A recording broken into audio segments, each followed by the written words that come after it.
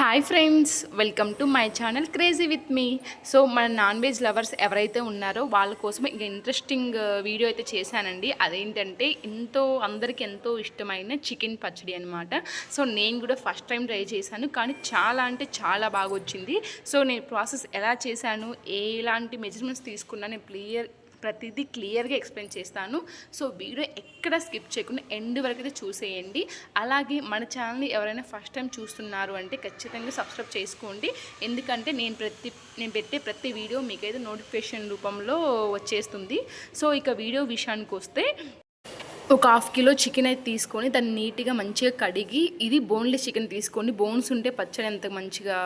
So boneless chicken అయితే తీసుకుని నీట్గా కడిగేసి సో ఒక బౌల్లోకి తీసుకోవాలి. దాంట్లో కొంచెం ఉప్పు, పసుపు, ఆయిల్ యాడ్ చేసుకొని మంచిగా దాన్ని ఒక 10 to 15 minutes అలా కలిపేసి పక్కన అయితే పెట్టేసుకోవాలన్నమాట.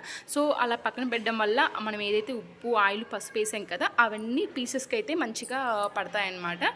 సో మంచిగా అలా గార్నిష్ చేసుకొని ఒక 10 to 15 minutes అయితే పక్కన పెట్టేసుకోండి. నెక్స్ట్ ఏంటంటే ఒక బౌల్ తీసుకొని దాంట్లో నేను చూపిస్తున్నాను కదా, ఒక కప్పు చిన్న స్టీల్ కప్స్ ఉంటాయి కదా ఇంట్లో, దా కప్పు నిండా ఆయిల్ అయితే బౌల్లో యాడ్ చేస్తున్నాను. ఒకసారి చూడండి.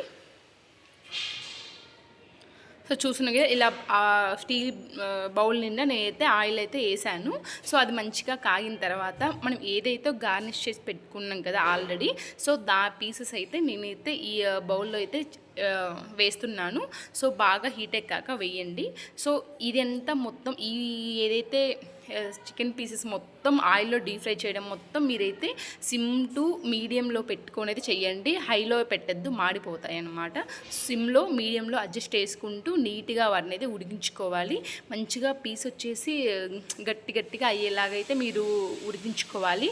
లేదు మెత్తగా అలా ఉంటే ఖచ్చితంగా పచ్చడి అయితే పాడైపోతుంది అనమాట. సో మంచిగా ఏ కలర్ అంటే లైట్ బ్రౌన్ కలర్ వచ్చేలాగా వాటిని అయితే మనం మంచిగా ఆయిల్లో పెట్టుకొని మీడియం ఫ్లేమ్లో అయితే చేసుకోవాలి.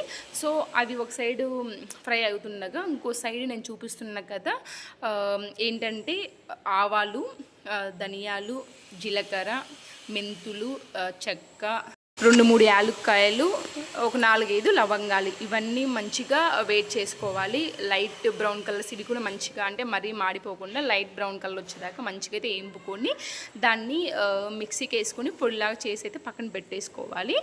ఎందుకంటే మనకు ఒక సైడ్ అది చికెన్ అవుతుంటుంది, ఇంకో సైడ్ ఇవైతే మనం చేసి పెట్టుకోవాలన్నమాట.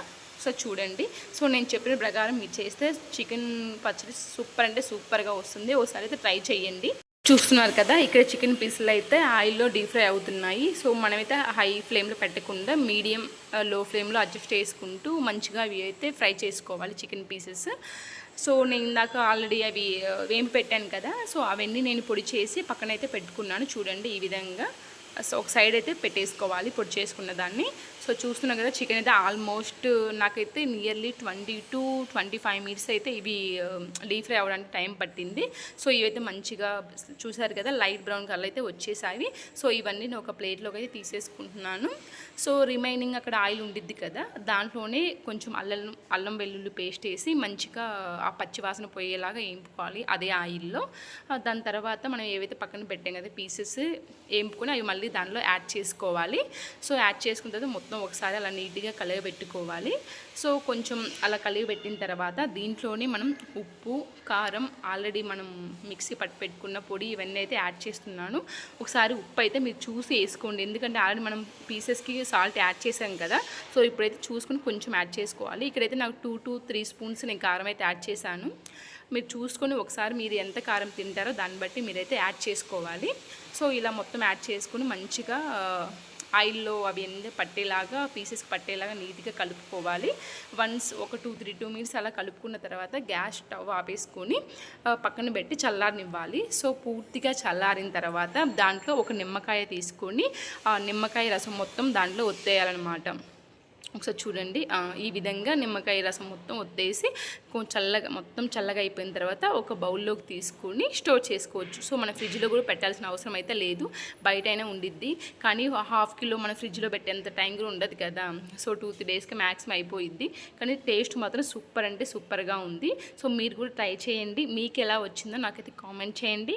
నచ్చితే లైక్ చేయండి, షేర్ చేయండి, కామెంట్ చేయండి, సబ్స్క్రైబ్ చేయడం మాత్రం మర్చిపోవద్దు. Okay friends, bye bye. Next వీడియోతో మీ ముందుకు వచ్చేస్తాను. Bye bye.